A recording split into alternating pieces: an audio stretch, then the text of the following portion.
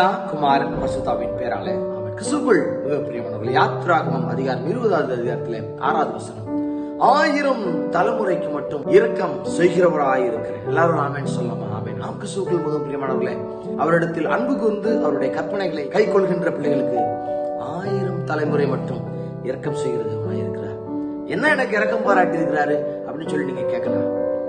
நீங்க தனிமையில இருந்த பொழுது ஆண்டவர் உங்களுக்கு இரக்கம் செய்திருக்கிறார். நீங்க உடைக்கப்பட்ட பொழுது நீங்க மறுபடியும் உருவாக்குவதற்காக அவர் உங்கள் மேல் இறங்கி உடைக்கப்பட்ட சூழ்நிலையை மாற்றி அவர் உங்களை உருவாக்கி இருக்கிறார். தனித்து விடப்பட்ட நேரத்துல ஆண்டவர் நம்ம மேல இரக்கம் பாராட்டி அந்த சூழ்நிலைகளை மாற்றி மறுபடியும் நம்மை புதுப்பித்திருக்கிறார்.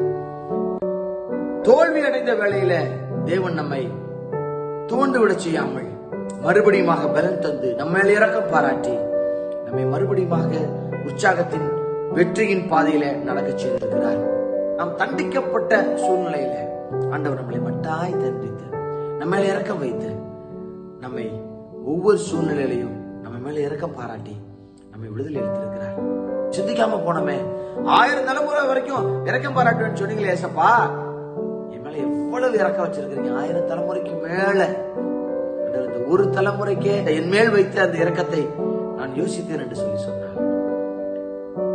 இந்த உலகத்தில் வாழ்வதற்கு தகுதி இல்லாத பாவி அல்லவா? நான் தகுதி இல்லாத பாவி அல்லவா?